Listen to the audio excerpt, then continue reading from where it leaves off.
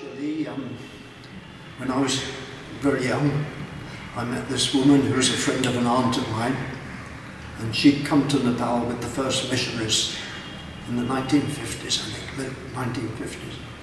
When I was in Indonesia, I decided I could get to Nepal.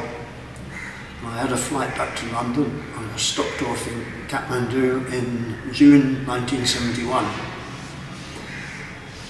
And I thought there must be work for me to do as a nurse.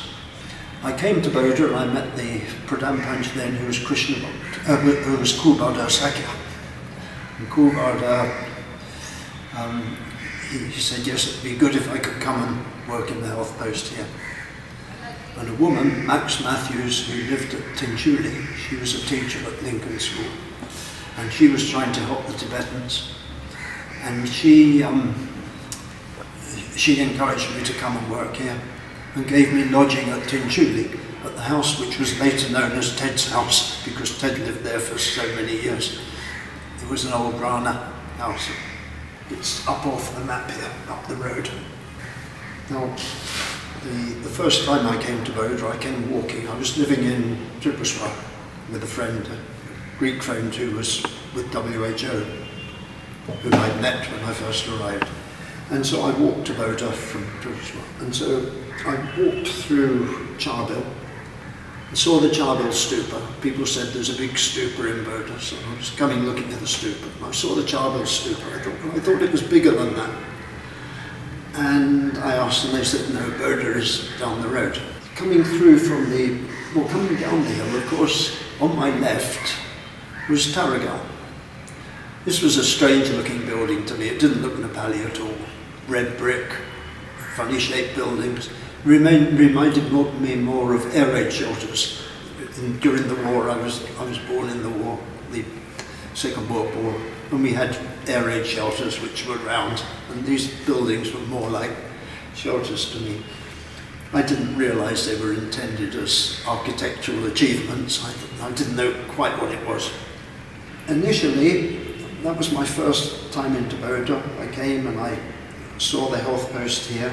We decided we would move down from Tinchuli, where we were lodging, and we came down to this house here, which belonged to Bharat Ariel, who lived just off the map here. And we paid 100 rupees a month for that house, 7 rooms, and no sanitation, no water. The water we used to get from across the road here. This was Boudhanath's little vegetable plot. And so I lived in that house for about a year and a half, because it was just near the health post. I could walk from there to the health post easily. This was a very temporary arrangement, and I moved to Charbil. And with the links with Family Planning Association, I managed to get funding from London. So I employed Bim, and Tenzin then was on payroll, and we employed some other people. The health minister, who was also my boss, the president of Family Planning Association, was told, why are you paying this man? He's a foreigner, he shouldn't be running a project. So they stopped paying me. Well, that left me with no rent.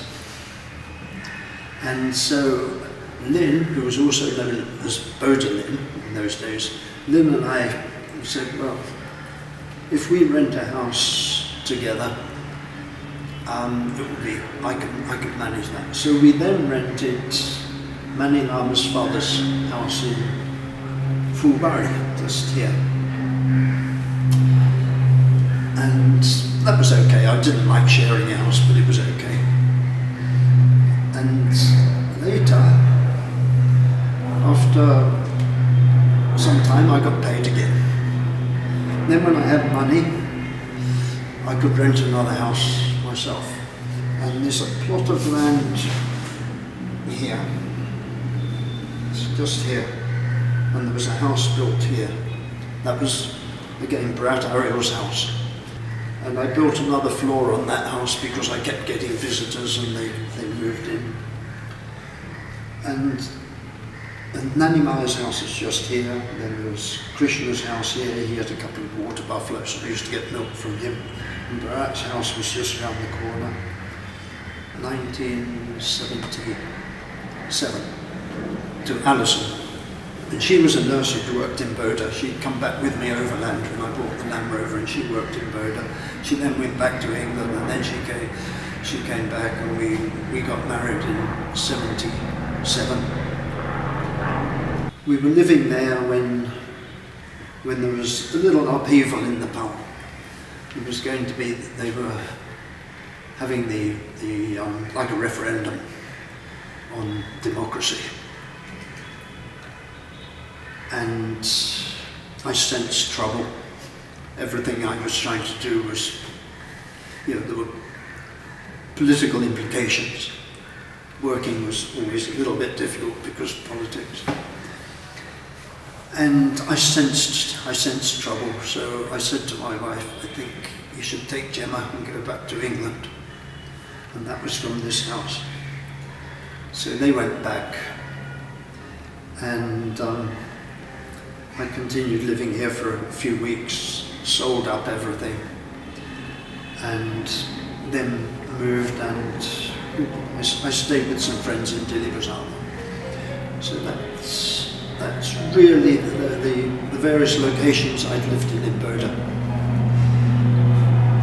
And a few years later I came back and I lodged in Bharat Ariel's house again for about 6 months.